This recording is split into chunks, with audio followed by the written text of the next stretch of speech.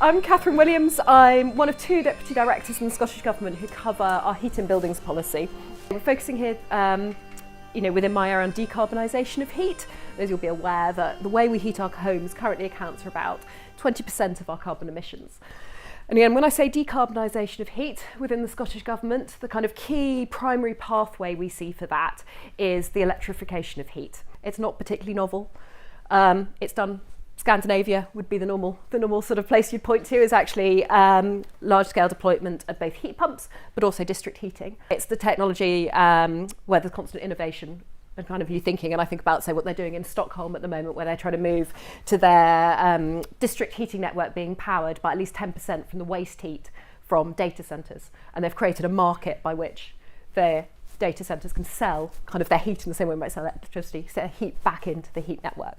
Other countries in Europe are facing exactly the same challenge in this space as us, and actually are already kind of probably several steps further than us across the United Kingdom and in Scotland. You know, France, Germany, Holland, they're all putting in place and taking action and starting to see the deployment of particularly heat pumps growing over the last few years. We think studies have shown about 20% of Scotland will be suitable for big district heating networks. And they'll be powered from everything from waste heat from manufacturing centres, from recycling centres, from the river, like they already are at River Clyde, taking the heat out of the Clyde, which always slightly blows my mind, and using that to heat swimming pools, leisure centre, colleges, homes, hopefully a hospital in future. So this year I have a capital budget of £320 million to support the transition to both energy efficiency retrofit and clean heating. About 150 million of that supports those who need it most through our fuel poverty schemes. And so that's hugely valuable. It supports about 5,000 households a year. We're currently committed to allocating at least £1.8 billion through the Scottish Government over the course of this parliamentary session. And out of all the UK nations, Scotland has the most generous funding package in terms of grants and loans available to households that want to switch to clean heating. There is no path to net zero without an ambitious approach to getting away from fossil fuel and polluting heating. And it's one that we haven't seen accelerated in the way that it should have done for the last 15 years. If we're going to do it, though, it has to be done in a way that's fair and proportionate. And in particular, in the context of the last couple of years, we have to recognise the incredible impact that high energy bills have had on people in the context of that wider cost of living challenge with which so many people are still not just dealing but reeling from. 521 Scots died last year, 22-23, because literally they lived in a cold and damp home or they couldn't put the heating on. We know that those figures have already increased to over 900 already, and it's shameful. It's absolutely shameful. We're vilified for drug deaths in this country, but we're not talking about the deaths, needless deaths of people because they live in cold homes and they can't afford to heat their homes or they can't afford to eat. People that have prepayment meters enforced on them, you're constantly living with a horrible fear of, are my lights going to go off? Will the kids have enough light to do their homework tonight? Can I cook that pasta off? And they're paying the more than somebody who pays direct debit with nine bedrooms and the lights on all night, who doesn't know what it feels like to put a blanket over their legs to try and feel warm. That's how unjust the society is right now. So that has to change. I think there was not a coroner's decision just last month about the young lad, the 2-year-old that died in Rochdale. The coroner recorded it was mould that killed that wee boy, and it's not going to get any better unless we accelerate this process. These are some of the challenges that I think we face for our property transition to net zero. Funding, time, the spend and the number of projects annually is significant. Decant properties are operational and occupied. Technical, I would say the direction at the moment's not entirely clear. There are solutions out there, likes of Enerfit, but I would say there's not consensus. And there's the cost of electricity versus gas, which I'm always reminded of by our engineering team. Electricity being about 4 times the cost of gas at the moment. The capacity of the construction market has been highlighted as an issue in a number of forums. Local authority resources are obviously consideration there as well. I've tried to persuade clients that there is a route to invest in district heating systems by setting up a small energy company, and then they can borrow the money on future income. But then they say, well, I've got to be here forever looking after this, and I'm a developer and I want to build and bugger off, basically. Who should be taking on that mantle? Is that local authorities? Is that a good thing for them to become energy companies to deliver, etc.? Is there a Scottish Government agency who should be doing that? We generally end up having our energy consultants saying, just stick an air source heat pump on the side of every house. Everyone can look at it, work it, etc. I've also done geothermal for larger developments, and they're all broken, which is a major issue. What would improve that delivery landscape to make us be able to accelerate and scale up delivery? A bit more central government guidance as to how to achieve these things and what sort of energy company can take the lead there. If you want to insulate one property or one flat, then it becomes too expensive. So the payback, as you say, long term doesn't justify the capital expenditure, which some people might not have. Some of our clients are spending 25% of their home's value on retrofit, which is a huge investment, but they're not looking at payback because you can't put a price on your own health. Individual property, one at a time, simply isn't efficient. Whereas if you're doing it on a community or multiple street, multiple house, whatever it is basis, you can bring those costs down. It needs to be about community engagement, it needs to be about their involvement, maybe even to a certain degree a level of co-design, although I take account of the fact that this is a very technical area. So people aren't going to be able to sort of co-design their own energy system, but there is an element in there of being able to take these communities on that journey to not only bring the costs down, but to take them on the journey, get them to understand how they can manage their boiler efficiency, as part of the whole system. Otherwise, you're going to end up with one or two houses in these areas paying an absolute fortune to do a few bits and pieces, and everybody else getting missed. Yeah. If you look at energy efficiency and investing in energy efficiency, it's not that sexy, and you don't get the model isn't set up for. There's not a model for energy efficiency to get a nice thing that's going to turn the capitalist head, think, we're going to invest wholesale in that. Whereas heat networks, you think, right, a sexy product, big capital, going to get a long-term 40-year payback, I can go with that.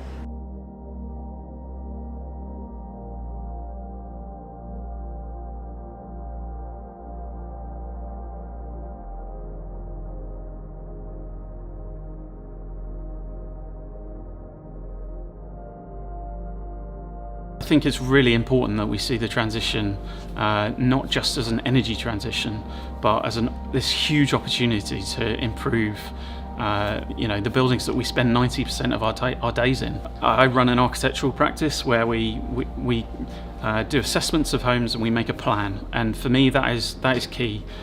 We need a plan for the transition. If we've got to get to zero emissions by 2045, we need a plan, a detailed plan of how we're going to get there. And that's what we do for every home. And that's what I think we should have for every home in Scotland, is a retrofit plan. It's really expensive, it's going to take a lot of time and materials and resources, but let's have a plan and work out stage by stage how we can do it. Because by the time we've got all those plans, we'll know how many people we need to do it, we'll know how much it's going to cost, what materials we'll need, what skills we'll need, what the energy demand of that location is going to be by the time we've done that. And that opens all sorts of other opportunities as well.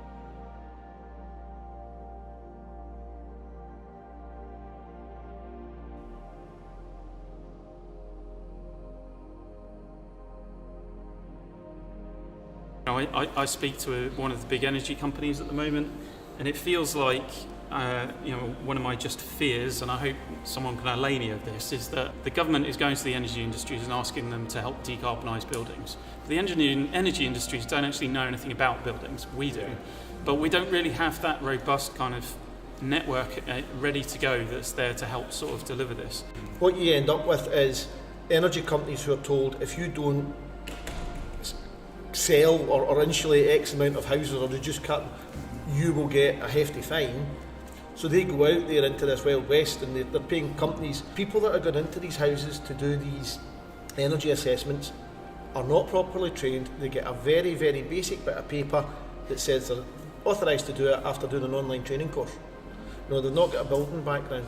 Now I'm going to show you a presentation from Jonathan Ratter, who lives in Orkney and is a householder who is sharing his retrofit experience. I'm showing you the presentation he gave to the SEDA Retrofit Conference. It's a cautionary tale. The first stage was to get an energy assessment by Home Energy Scotland. They referred me on to, and he said, you qualify for free internal wall insulation. And none of these people have a retrofit qualification. The previous providers went bust. Basically, they'd got £7,500 to spend on my house. I went back to the Home Energy Scotland report, and even using their figures, which are just standardised figures, the cost of internal wall insulation came out at 11,200. So I was wondering how they would square that circle.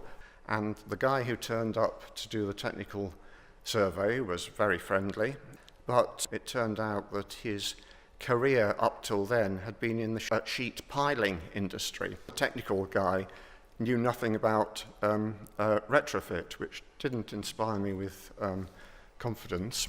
He showed me what he was going to use. This is a Kingspan phenolic foam bonded to plasterboard, and he was going to put that on the inside walls. We went round the house and he explained no doing the flanking walls or the floor void or anything.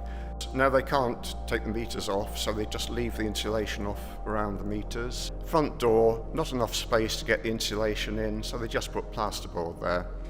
They can't do the staircase, but it would reduce the width, so they leave that out. The sort of cold and leaky bathroom and the cold kitchen, well, that's not a problem because they don't do it. So the coldest rooms in the house don't get any attention whatsoever. Basically, I've written down the principles of retrofit, all completely ignored.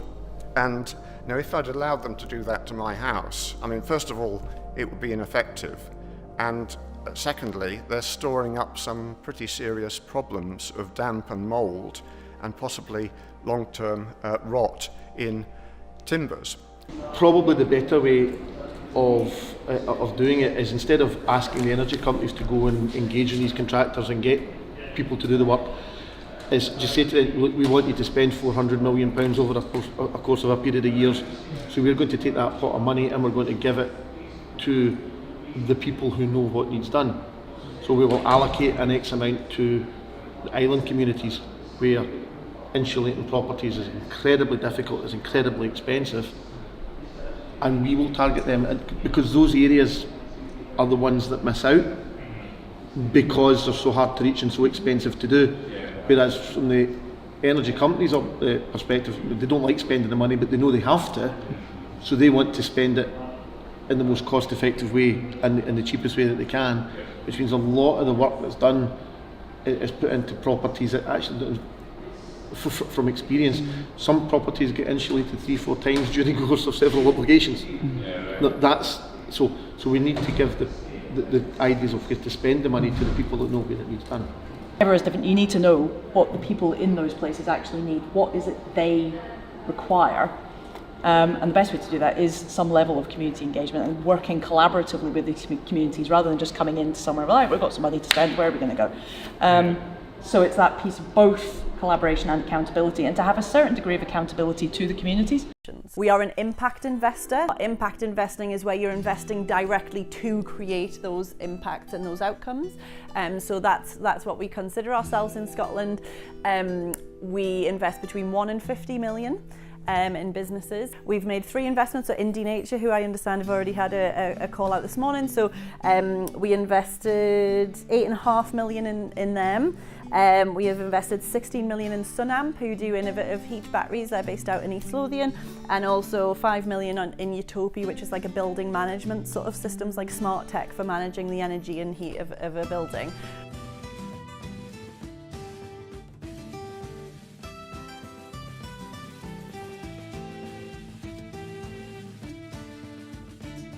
When we're talking about funders, we have the same potential issue with siloed thinking as we do politically and everything else. So funders are asking for everything to be delivered, yet they as a funder often have one key outcome. That's often how it works. But to an extent, it's a case of ensuring that funders work collaboratively.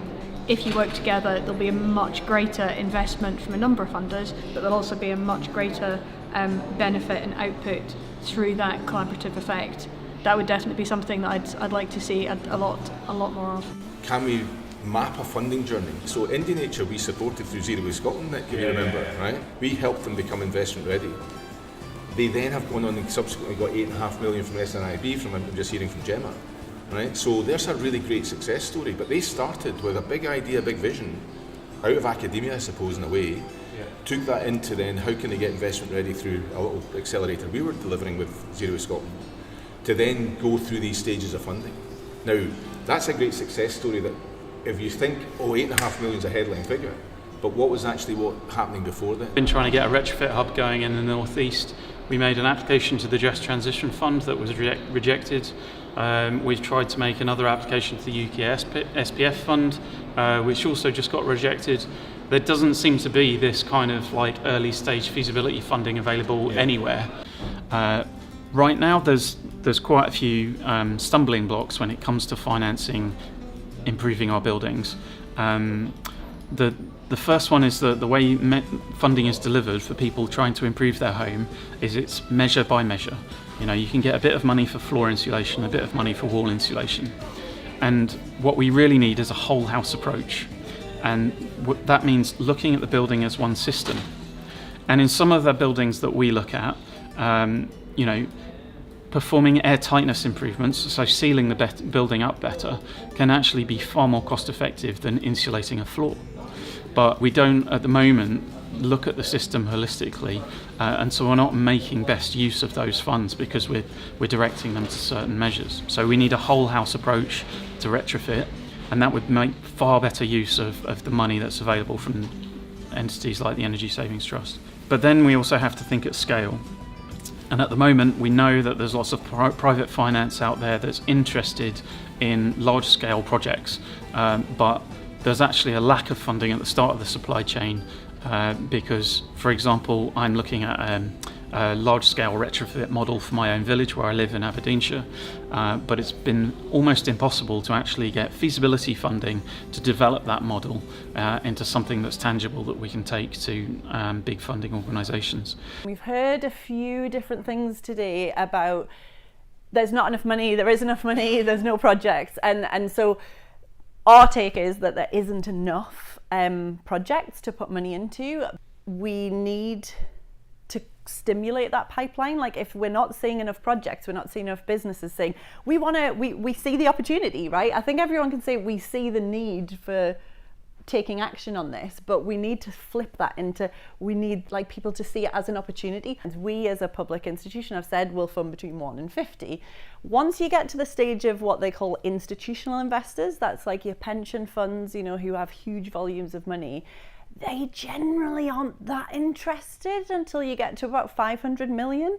So if you're talking about lots of tiny projects, it's really hard to kind of bridge between those things. So there has to be, as well as that supporting the pipeline of what the actual projects are, there's then another stage we think about how do you aggregate those things up and make them make sense, but in a way that supports the projects rather than, you know, just supporting sort of returns or anything like that. But what we see our role is, and what I think success for us would look like, is that we find some of these models that are like those scaled area-based schemes. Capital, we come in, we prove that it works, and then other investors will go, it's okay, we'll invest in that because we can see that it works. For me, there is such a lot going on in this space. There's such a lot of policies. There's such a lot of action plans. It's almost like a gold rush to activity. All the policies are great, but policy's free.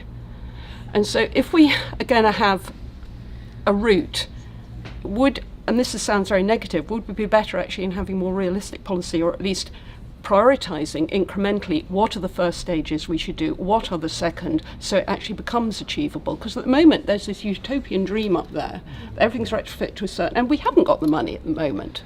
I mean, yes, I know we could do if we put all the money that we put into bail out the banks. In theory, it could happen. But let's say it doesn't. Then I think we need a plan that is incremental of what are the most important things to do now and work our way up slowly. And so it becomes a bit more realistically and everyone isn't disillusioned.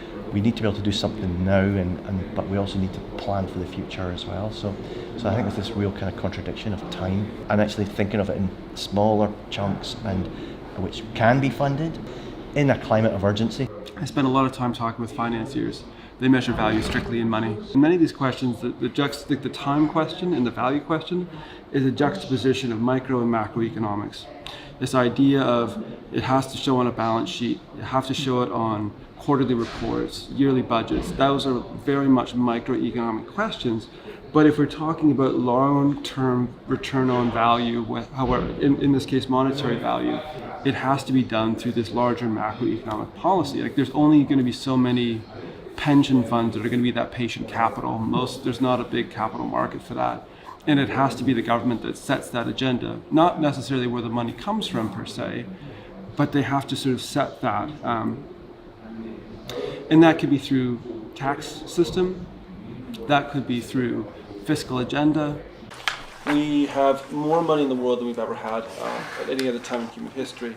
We also happen to have the technology to facilitate a just transition and a move away from fossil fuels. There are several problems associated with that, which some of you already know, but putting those two things together seems to be at the crux of effective finance. Broadly speaking, we have a couple of different financial markets, equity markets, bond markets, that aren't providing enough capital for those solutions. Plus, we have the Scottish Government and Scottish National Investment Bank saying we don't have all the money to put those into place. So that would be the broader sort of challenge we're looking at. Did you say that you have bond and equity markets which are quite capable of providing enough finance, but they're not doing so? That's right. Okay. And because we're not asking them in the right way, or because they're messing up? That's a complicated question. Yeah, so it depends. So if capital markets, however you want to frame them, finance, is about people putting money in and that money eventually coming back to them, the question is how long and how much? I think if you're wanting to look at returns, the case is quite simple. You're not going to make money if everyone's dead. If you want to talk macroeconomy, by keeping people alive, how much revenue are they putting into the economy as their lives continue? Money must be connected to the people, end user and nature. If you don't consider these 2 points, it's just pointless to work on any money, any finance. I don't disagree, but no, because I talk to people that do this on a day-to-day basis as practitioners, right? They're not convinced by those arguments. They're like, yes, I broadly agree with these sentiments, but my day-to-day job is still putting out money to make money. And so if a finance is to be effective, short of a change in the larger political economy, how do you work with that? In that case, it's going to be effective only to those companies. It's not going to be effective to the end user, to the people. The rapacious demand of capitalists for quick profits at very little risk is our problem.